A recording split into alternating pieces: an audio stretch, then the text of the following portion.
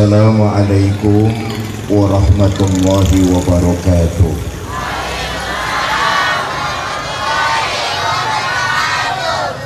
Bismillah walhamdulillah wassalatu wassalamu ala rasulillah, amma ba'du.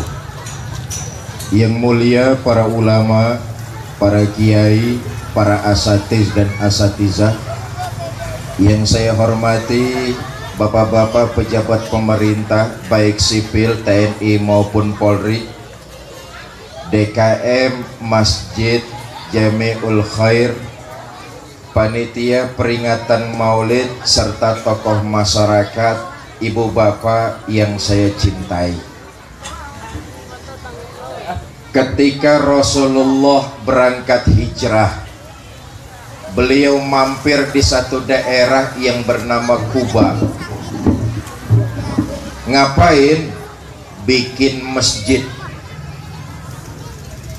Dari Kuba Nabi menyambung perjalanan masuk kota Madinah. Apa yang dikerjain Nabi pertama kali di Madinah? Bikin masjid.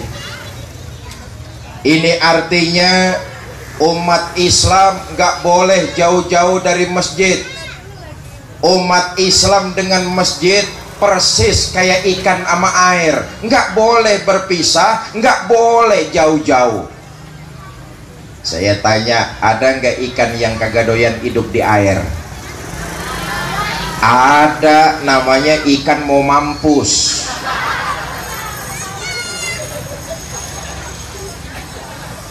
Kalau ada orang ganda mekar ngaku agamanya Islam tapi hidupnya jauh dari ajaran-ajaran masjid, itu sama juga ikan dikit lagi modar.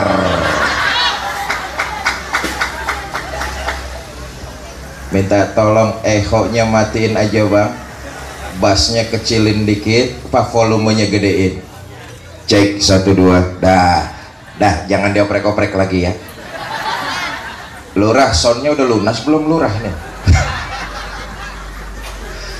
Bapak ibu saudara-saudara, apa fungsi utama masjid di tengah-tengah kita masyarakat ganda mekar? Ini aja yang pengen saya omongin. Mudah-mudahan pidato saya malam ini selesai dalam waktu 5 menit nih. Bentar amat. Emang pidato di sini sampai jam berapa? Jam 2. Lu ngundang apa ngontrak lu? Tibang patungan goceng aja ribut amat. Pertama, fungsi masjid di tengah-tengah kita nih, Jamiul Khair nih. Masjid merupakan tempat kita meningkatkan kualitas iman kepada Allah. Tiap tahun kita bikin maulid, jangan terjebak cuma seremonialnya aja. Ayo malam ini kita jadikan bukti kita cinta kepada baginda Nabi, tingkatkan kualitas iman. Sayangnya kita nih orang Islam, dalam beriman sering di mulut doang. Omongan sih mantap ngomong, saya beriman kepada Tuhan yang Maha Esa. Dengar di kantor mau ada mutasi jabatan, kasak kusuk nyari mbah. Ini mulutnya doang beriman. Sholat mah ngadep Allah, tapi dagangan mau laris ngadep dukun.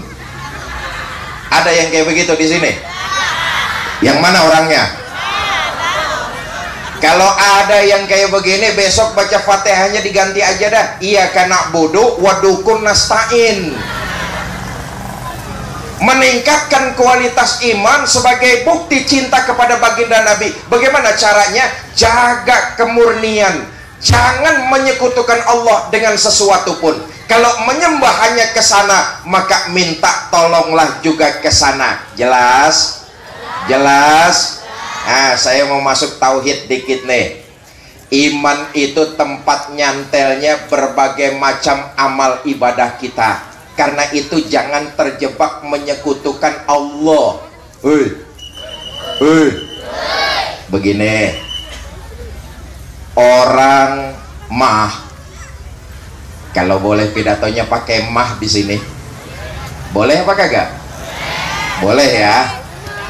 Orang mah mendingan amalnya dikit tapi imannya benar daripada amalnya banyak imannya salah.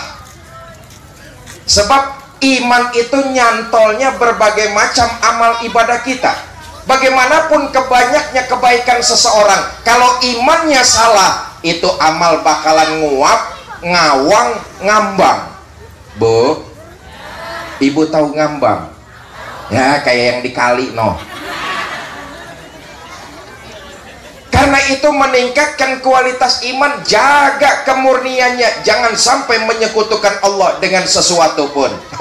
Nih kadang-kadang begini nih, kita umat Islam nih kalau terjebak kepada syirik zohri, insya Allah nggak bakalan. Syirik zohri apa itu? Nyembah gunung, nyembah patung, nyembah batu, insya Allah kita nggak bakalan dah. Tapi tanpa kita sadari, kita sering terjebak kepada syirik yang sifatnya khafi, terselubung, remeng-remeng.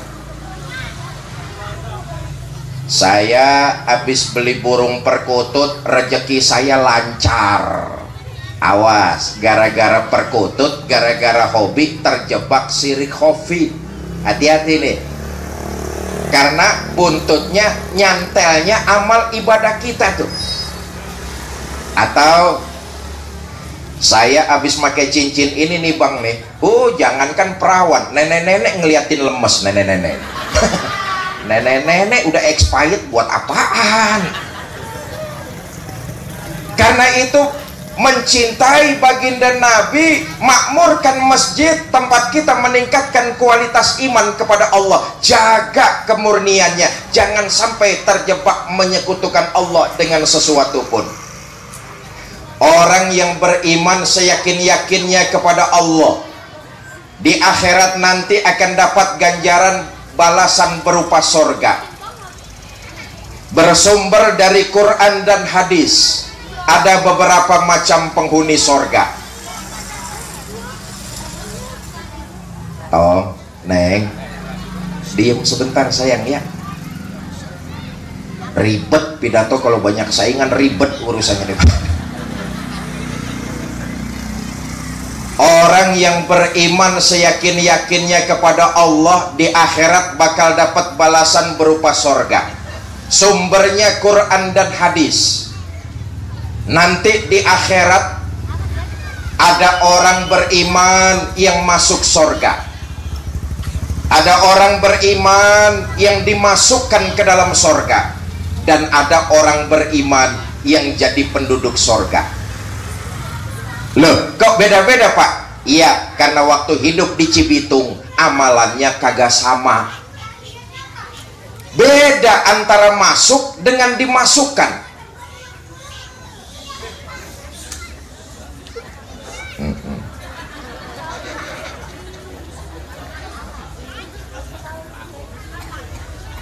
Beda antara masuk dengan dimasukkan. Ibu bapak jangan lupa, kalau masuk itu pakai proses.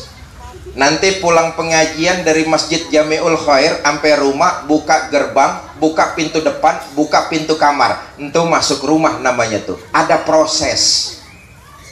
Tapi kalau dimasukkan, ujuk-ujuk ada di dalam. Ujuk-ujuk bahasa ganda mekarnya apa Pak Lurah? Ujuk-ujuk. Tiba-tiba, tahu-tahu. Enggak sama masuk sama dimasukkan. Kalau masuk pakai proses, tapi kalau dimasukkan tiba-tiba jeruk ada. Bu, ibu saya tanya dah, ibu lebih berasa mana, masuk atau dimasukkan? Lu ngeres aja lu lah. Pertama, orang beriman yang masuk surga. Mau masuk surga deh. Nih yang pertama tiketnya murah. Kata baginda Nabi begini, ma min abdin qala la ilaha illallah thumma mata ala zalik illa dakhalal jannah. Siapa orang yang mengucap dua kalimat syahadat, meyakini kebenarannya, beriman dan tidak menyekutukan Allah sampai mati. Orang beriman kayak begini nih masuk sorga. Sahabat protes, ya Rasul, orang itu berjudi. Iya, masuk sorga. Berzina, masuk sorga. Mabok-mabokan, iya, walaupun berjudi, berzina, mabok-mabokan, dia mengucap 2 kalimat syahadat, dalam hidup dia tidak pernah menyekutukan Allah sedikit pun sampai mati. Orang beriman kayak begini masuk sorga. Untuk perkara masuk. Kalau pertanyaannya diterusin, masuknya kapan Pak? Nih baru persoalan.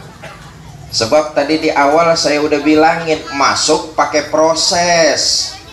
Saudara, di akhirat tuh tempat cuma ada 2. Kita ahlus sunnah wal jamaah tidak menganut faham muzabzab bainahuma. Kita ahlus sunnah wal jamaah meyakini di akhirat tempat cuma ada 2. Ada sorga, ada neraka. Mau ke sorga, mampir dulu. Ya tempatnya jelas neraka. Satu riwayat menerangkan nanti itu setelah Allah memasukkan penghuni neraka ke dalam neraka, Allah panggil malaikat Malik. Malik!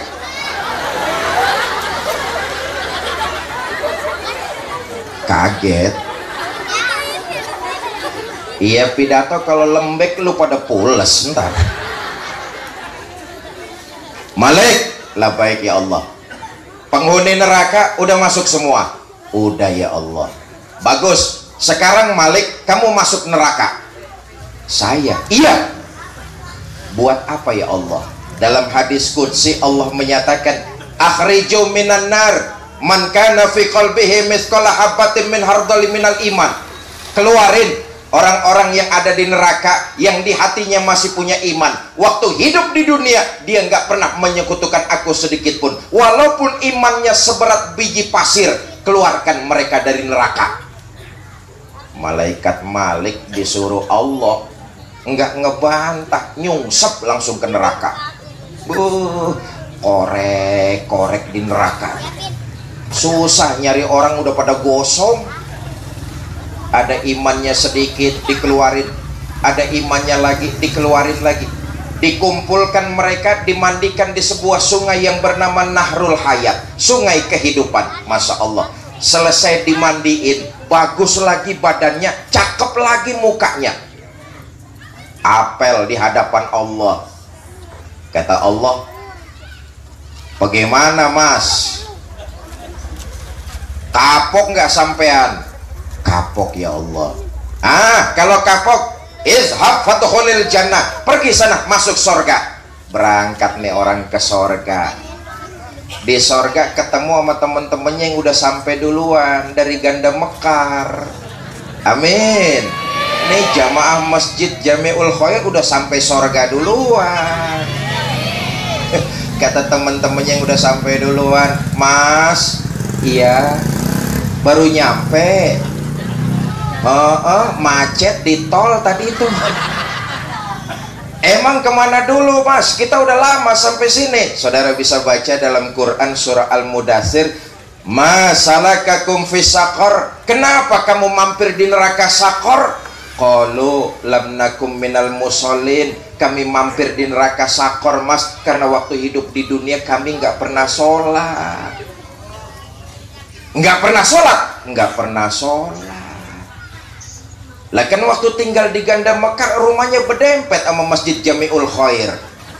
Cuma berdempet doang. Sholat maka untung saya punya iman sedikit Mas. Dulu waktu hidup di Cibitung pernah ngucap 2 kalimat syahadat. Sekali-kalinya itu juga waktu mau kawin. La ilaha illallah, untung kawin nih orang nih. Ya, makmurin masjid kita nih dengan apa yang wajib? Sholat berjamaah. Makmurin masjid kita dengan yang wajib sholat berjamaah. Di antara ibadah yang utama adalah ibadah sholat.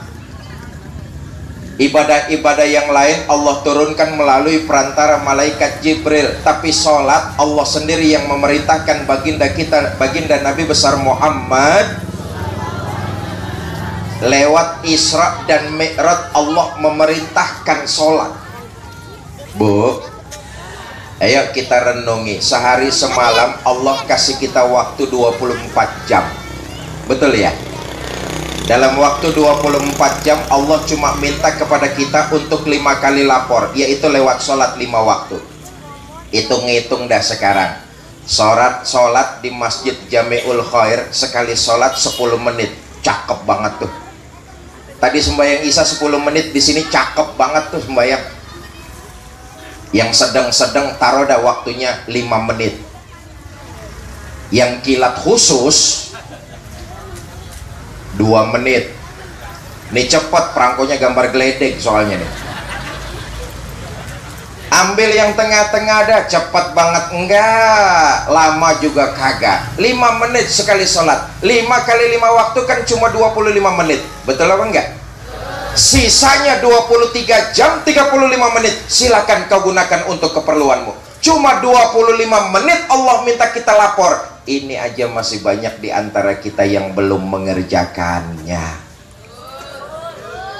Saya bangga tadi dikasih tahu sama Pak Haji Hasan, Ustadz jangan khawatir, penduduk Ganda Mekar mah sholat jamaahnya rajin-rajin Ustadz. Apalagi subuh berjamaah, masjid Jami'ul Khair penuh sampai keluar-luar. Lah kagak ada yang di dalam.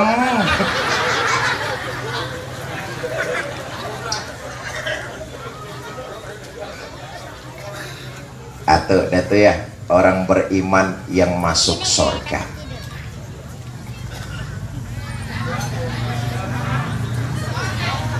Iya, gue cuman ngelihat jam doang. Yang kedua, orang beriman yang dimasukkan ke dalam surga. Nah, ini tiketnya lebih mahal dari yang pertama. Kata Quran begini, innallazina amanu wa amilu sholihat la ukaffiranna anhum sayyiatihim wa la udkhilannahum jannah.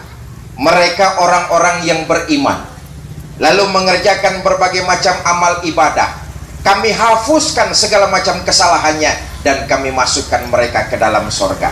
Beriman, mengerjakan ibadah, dihapuskan segala macam kesalahannya. Mudah-mudahan kita yang hadir maulid pada malam hari ini dicatat sebagai sebuah amal ibadah dan dilipat gandakan pahalanya. Pulang kita dari Masjid Jami'ul Khair, sepanjang perjalanan Allah rontokkan dosa dan kesalahan kita. Begini, manusia itu tempatnya salah dan lupa. Bener apa enggak? Tidak ada manusia yang tidak pernah berbuat salah kecuali baginda Nabi besar Muhammad sallallahu alaihi wasallam. Beliau maksum. Semua kita pasti pernah berbuat salah. Yang datang malam ini ada kagak yang kagak pernah bikin salah nih? Semua kita pasti pernah berbuat salah, betul? Manusia yang baik bukan mereka yang tidak pernah berbuat salah. Tapi manusia yang baik adalah apabila berbuat kesalahan, menyadari, lalu berjanji dan tidak mengulanginya di masa-masa yang akan datang. Itu artinya tobat. Selama ini jujur saja, kita nih makhluk yang bernama manusia pinter banget cari alasan. Tobat kita kaitkan dengan umur. Padahal tobat kaitannya nggak ada sama umur. Tobat itu kaitannya dengan kesalahan dan dosa yang tiap saat kita tumpuk. Tapi karena kita makhluk yang bernama manusia, paling pinter cari alasan. Dah, ntar aja dah rajin ke masjid kalau udah rada bongkokan dikit. Alasan. Karena itu agama memberikan tuntunan, kalau kamu berbuat salah, ikuti kesalahan itu dengan istighfar, memperbanyak amal ibadah, dan segeralah bertobat kepada Allah Subhanahu. Agama baginda Nabi sangat menganjurkan bersegera taubat, menyadari kesalahan-kesalahan. Begitu utama fadilah taubat ini. Diceritakan dahulu ada orang durjana, kerjaannya tiap hari ngumpulin dosa, judi, doyan, minum, nggak ketinggalan, zina, oh di mana aja punya langganan. Dengan kata lain, ini orang bromo corah, preman, buajingan, tengik. Jadi preman nggak tanggung-tanggung bang, ngebunuh 99 orang. Ini preman nggak tanggung-tanggung, nggak kayak kita preman kampung, gegoakan doang di dalam. Betul? Ini preman nggak tanggung-tanggung, sudah membunuh 99 orang. Satu hari taufik dan hidayahnya dapat, pengen taubat, datang ke salah seorang ustadz.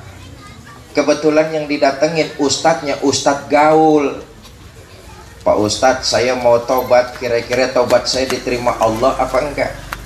Kata nih ustadz, emangnya kamu sudah berbuat apa?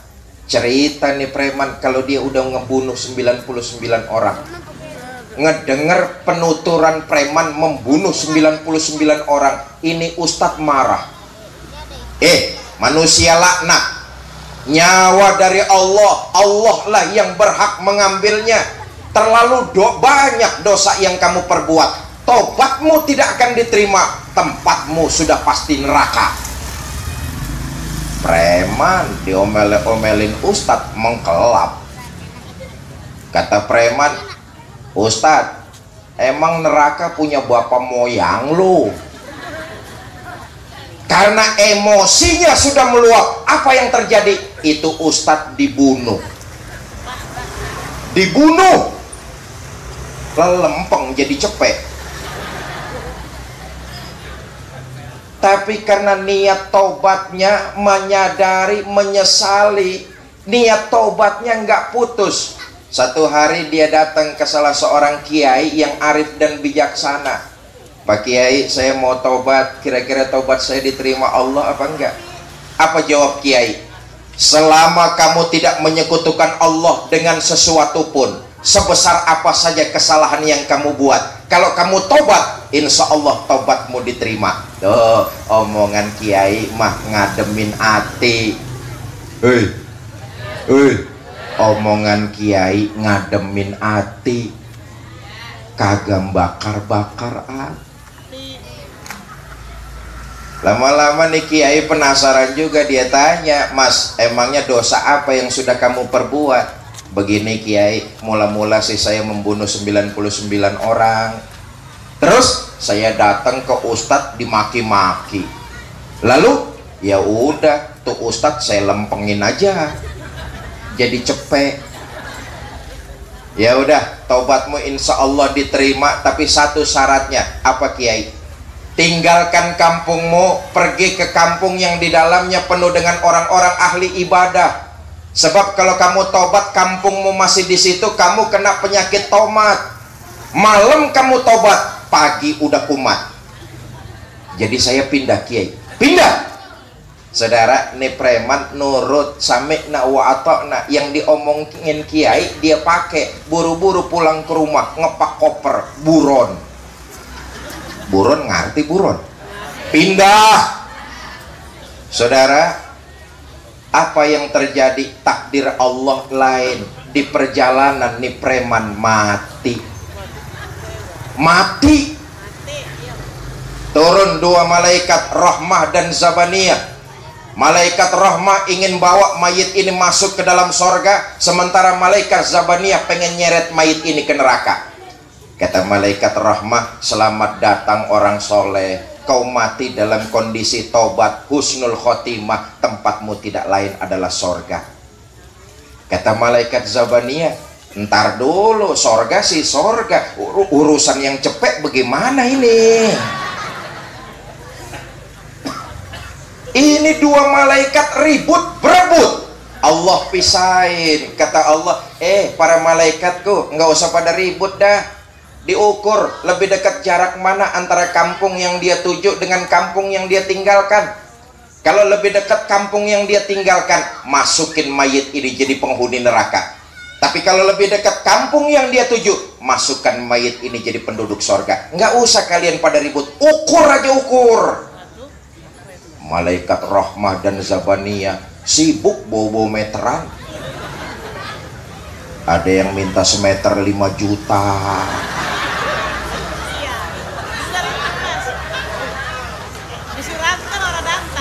Kena tol. Apa yang terjadi? Atas berkat rahmat Allah, bedanya cuma sejengkal.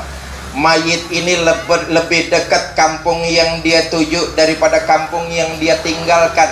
Niatnya kencang bertobat kepada Allah, belum mengerjakan satu syariat pun, ajal memanggil. Atas berkat rahmat Allah, ini mayit jadi penduduk sorga. Karena itu agama menganjurkan, yang namanya manusia pasti tempatnya salah dan lupa. Kalau berbuat salah, ikuti kesalahan itu dengan istighfar, memperbanyak amal ibadah, dan segeralah tobat kepada Allah. Bu, ayo menyadari kesalahan-kesalahan kita yang begitu banyak. Ikuti dengan istighfar. Nabi dosanya sudah mendapat jaminan ampun dari Allah, tapi istighfarnya sehari nggak kurang 100 kali. Mohon ampunnya kepada Allah sehari semalam nggak kurang 100 kali. Taubat, padahal dosanya sudah mendapat jaminan ampun.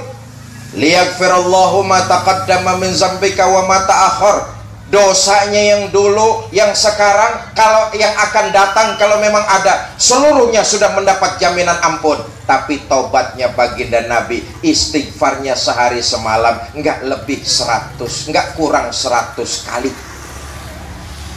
Nggak cuman itu, istighfarnya lebih 100 kali, diikuti dengan memperbanyak amal ibadah. Karena amal itulah yang nemani perjalanan kita di akhirat nanti. Maaf ya, nih yang hadir di Masjid Jamiul Khair malam ini kan calon-calon jenazah semua ini. Betul? Ketahuilah yang nemenin kita cuma amal ibadah aja. Ciputra apaan aja je punya tuh. Ciputra apaan aja je punya. Mati ada yang dia bawa. Ini pelajaran buat kita, bahwa ketika kita meninggalkan alam dunia, yang nemenin kita menuju perjalanan sangat jauh menghadap Allah tidak lain amal ibadah yang dasarnya iman murni kepada Allah. Kata Nabi kan begini, waktu jasad kita digotong orang ke kuburan, yang nganter kita 3, ahluhu wa maluhu wa amaluhu, keluarga, harta, amal. Nih 3 nih yang nganterin kita ke kuburan. Sayang 1000 sayang, yang 2 pulang. Siapa yang 2? Ahluhu wa maluhu, keluarga dan harta, pulang. Harta bagaimanapun banyaknya yang kita cari, cuma jadi rebutan ahli waris kita saja. Keluarga yang katanya cinta kepada kita, paling kenceng nginjekin tanah kita. Yang ngikutin kita tidak lain adalah amal ibadah yang waktu kehidupan di alam dunia kita kerjakan, dasarnya iman. Pak, maaf loh kalau bapak-bapak mati duluan. Jangan ngarep bini mau nemenin masuk ke dalam. Bagaimanapun cintanya istri, begitu jasad kita diturunin orang ke dalam kubur, istri paling cuma berdiri di tepian, berlinang air mata sambil berkata, "Bang, sampai sini aja dah saya nganter, mudah-mudahan abang betah di dalam, kagak usah naik-naik lagi, Bang." Bagaimanapun cintanya dia nggak mau nemenin. Padahal dulu masih muda pernah ngucap janji sehidup semati di bawah pohon toge. Jasad suami dimasukkan orang, nggak mau nemani. Bu, sekarang kalau ibu-ibu yang mati duluan, mati duluan, jangan ngarep laki mau nemenin. Apa suami nggak sedih ditinggal mati istri? Jangan salah Bu. Buat kami para suami, istri itu adalah belahan jiwa, pelipur lara.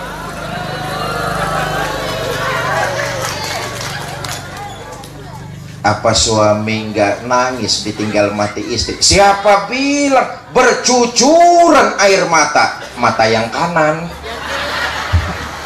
mata yang kiri mah melotot nyari mana gantinya ini. Yang nemenin kita amal ibadah.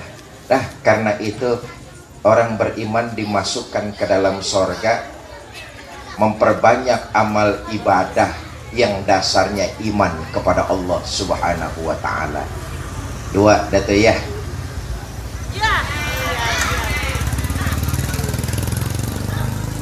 Bu, jangan salah, kerjaan yang paling capek tuh ngoceh. Bener-bener nih kerjaan paling capek. Lihat tangan bergerak-gerak, mulut ngomong, otak mau muter. Habis ini ngomong apa, udah gitu ngomong apa, terus ngomong apa lagi.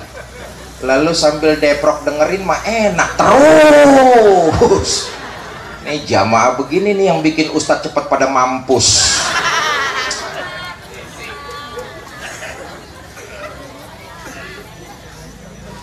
Tadi di rumah Pak Haji Hasan, Pak Lurah bincang-bincang sama saya, "Ustadz, dakwah di Indonesia nih luar biasa lelah ya Ustadz."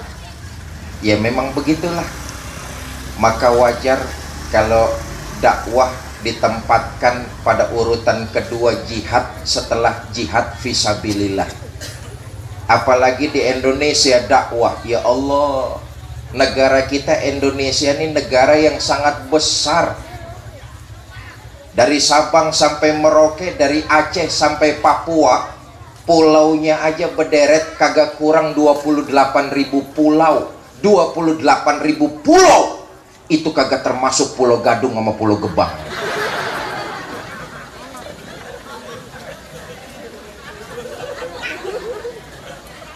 Saya dakwah mulai dari pelosok-pelosok nun jauh terpencil, masuk desa, keluar desa, masuk kampung, keluar kampung, masuk hutan,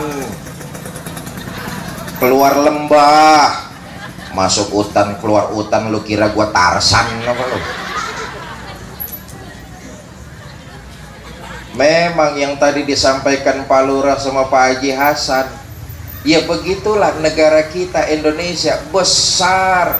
Maka dakwah di Indonesia ini diperlukan ekstra niat, ekstra fisik. Dakwah kalau nggak mau capek, saben Sabtu sama Minggu aja di TV One sama iNews. Tuh enak dakwah begitu tuh, kagak capek. Di TV ngajar cuma 20 menit tapi se-Indonesia orang pada denger, kagak capek. Saya dari rumah kemari 1,5 jam, macet lagi. Ngomong udah 40 menit kagak boleh turun, kebangetan ini. Di TV ngomong ngajar cuma 20 menit, se-Indonesia orang pada denger. Yang kedua, amplopnya rada gede. Bener-bener amplop dari TV kalau saya sama anak bini kagak makan setahun kagak habis-habis. Lo nyautin molo lo lah. Bapak Ibu, saudara-saudara kaum muslimin yang saya muliakan, doa datu ya, meningkatkan kualitas iman. Orang yang beriman jadi penduduk sorga, mereka yang mengerjakan amal ibadah lalu dihapuskan segala macam kesalahannya karena bertaubat kepada Allah Subhanahu wa ta'ala. Yang ketiga, orang beriman yang jadi penduduk sorga. Nah, ini VVIP nih, super VIP.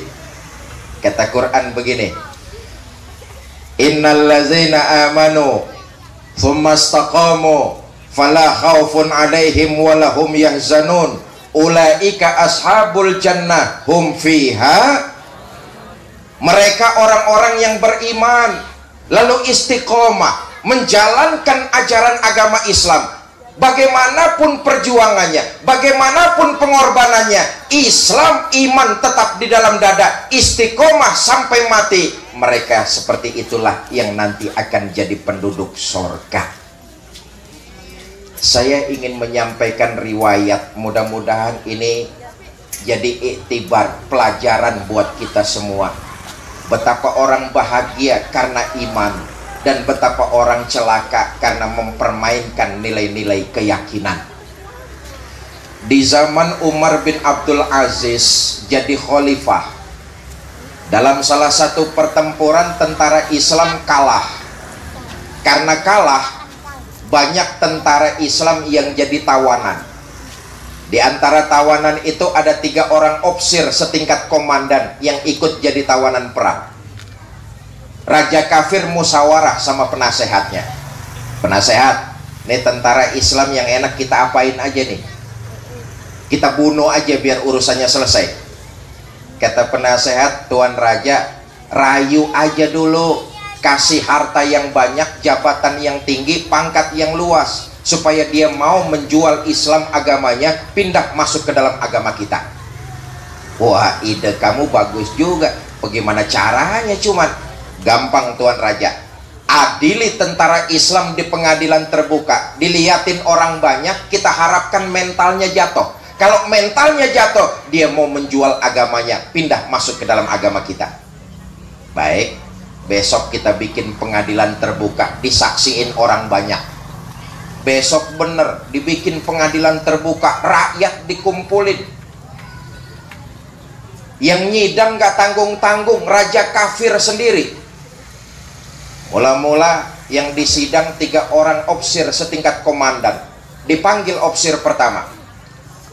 Ofisir pertama, saya Tuan Raja. Kamu tahu sekarang kamu siapa? Tahu, sekarang saya tawanan perang. Soal tawanan gampang diatur dah. Maksud Tuan Raja bagaimana? Kamu mau nggak meninggalkan pemimpinmu Umar bin Abdul Aziz, mengkhianati negaramu, menjual Islam agamamu, pindah masuk ke dalam agama saya? Saya kasih harta yang banyak, jabatan tinggi, pangkat yang luas. Bagaimana ofisir pertama?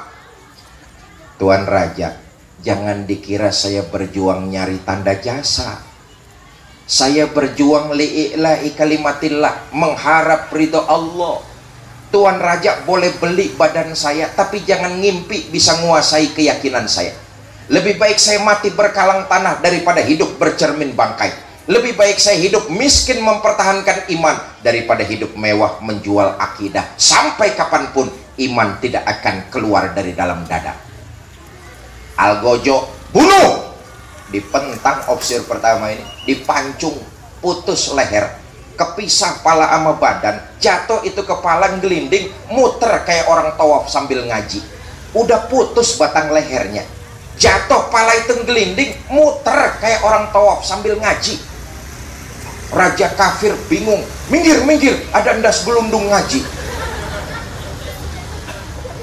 Ayatnya yang dibaca, ya ayyatuhan nafsul mutmainnah irji'i ila rabbiki radiyatan mardiyah. Wahai jiwa yang tenang, kembalilah engkau kepada Tuhanmu dengan ridho dan diridhoi. Masuklah ke dalam golonganku, masuklah ke dalam sorgaku. Di penghujung ayat, mata terpejam rapat, bibir tersenyum, mati syahid menghadap Allah Azza wa Jalla. Panggil ofisir kedua.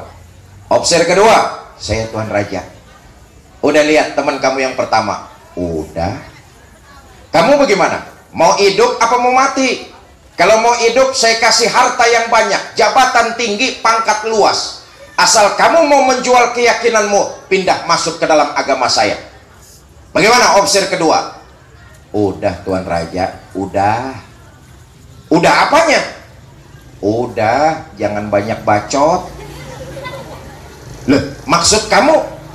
Saya udah kagak sabar pengen nyusul teman saya yang pertama. Oh, opsi kedua nih, jamaah Masjid Jamiul Khairat. Amin. Saya udah nggak sabar pengen nyusul teman saya yang pertama tadi, Tuan Raja. Udah dah, nggak usah pakai banyak ngomong, tebas aja batang leher saya. Saya udah nggak sanggup membayangkan teman saya betapa bahagianya disambut dengan para malaikat dan bidadari. Udah, nggak usah kebanyakan tawar-tawaran, saya nggak mau, tebas aja batang leher saya. Algojo, bunuh. Dipentang opsi kedua, dipancung, putus tuh leher, pisah kepala sama badan, jatuh gelinding, muter kayak orang tawaf sambil ngaji. Ayatnya yang dibaca, wujuhu yawma izin nadhirah ila rabbiha nazirah. Pada hari itu wajahnya berseri-seri, kepada Allah jugalah mereka semua akan kembali. Di penghujung ayat, mata terpejam rapat, bibir tersenyum, mati syahid lagi menghadap Allah subhanahu wa ta'ala. Giliran opsi ketiga. Opsi ketiga, saya Tuan Raja. Udah lihat teman kamu? Udah. Kamu bagaimana? Saya mau hidup Tuan Raja.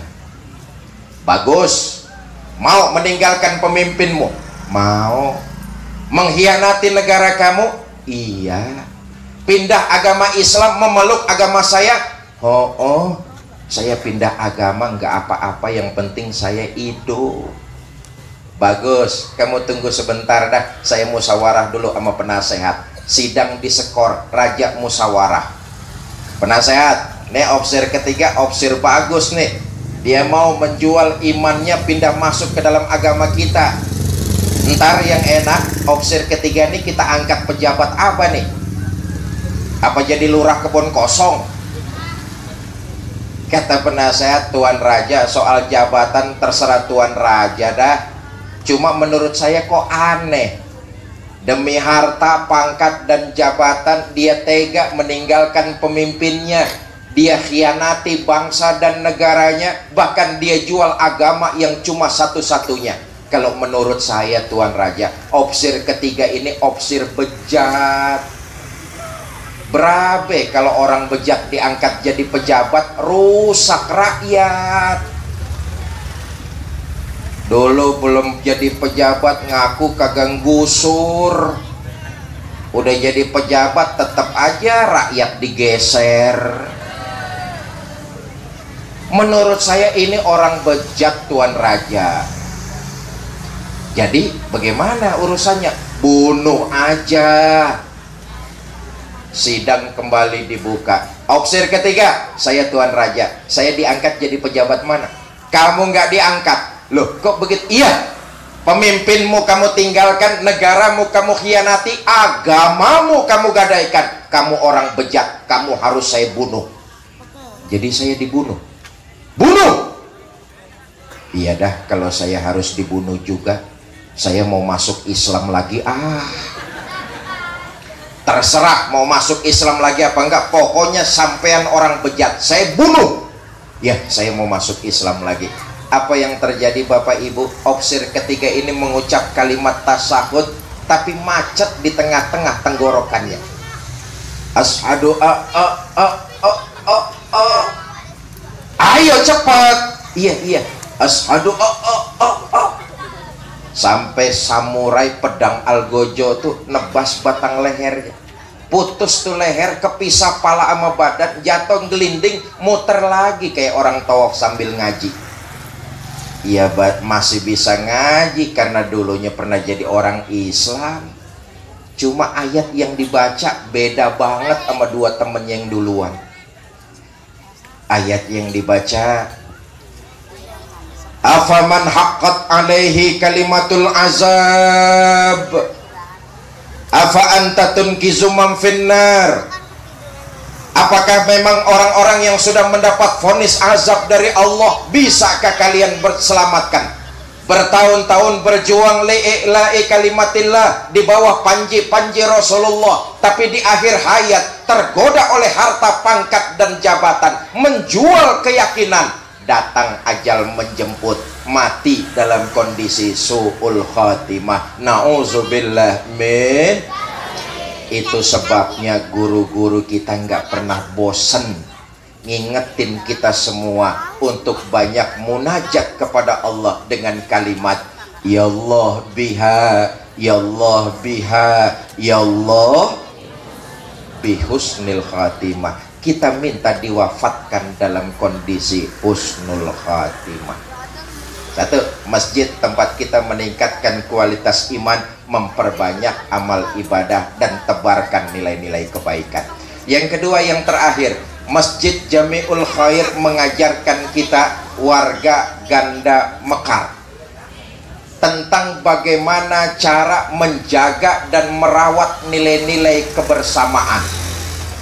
Ketika kita akan sholat berjamaah di Masjid Jami'ul Khair, rumah kita dari segala penjuru, betul?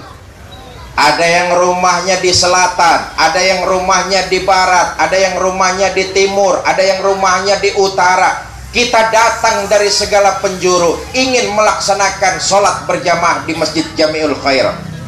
Itu mengajarkan kita untuk merawat kebersamaan. Walaupun kita datang dari arah yang berbeda, masuk ke dalam masjid ingin melaksanakan sholat berjamaah, kita diajarkan nilai-nilai persatuan, menghadap arah yang sama, membaca bacaan yang sama, mengikuti tuntunan Nabi yang sama, menyembah Allah Tuhan yang sama. Walaupun kita datang dari arah yang berbeda-beda, ketika sholat berjamaah mengajarkan kita untuk terus menjaga nilai persatuan. Maka selesai kita sholat dari Masjid Jami'ul Khair, hendaknya filsafat persatuan kita terapkan dalam kehidupan bermasyarakat. Yang namanya beda boleh, tapi tetap jaga persatuan. Beda itu sunatullah, sampai kiamat beda tetap bakalan ada. Yang datang malam ini nih, ada nggak yang mukanya sama?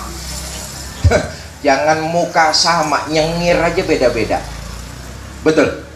Itu artinya perbedaan sampai kiamat pasti bakalan ada. Ayo kita umat Islam Ganda Mekar nih dewasa, menghormati, menghargai, dan tetap mencintai. Itulah artinya kita menjaga persatuan. Nilai sholat yang kita laksanakan di masjid berhasil kita terjemahkan dalam kehidupan sehari-hari. Beda boleh, musuhan jangan. Beda nggak apa-apa, nyalahin jangan. Yang seneng tahlilan bagus, terusin. Yang nggak seneng tahlilan nggak apa-apa, tapi diem aja.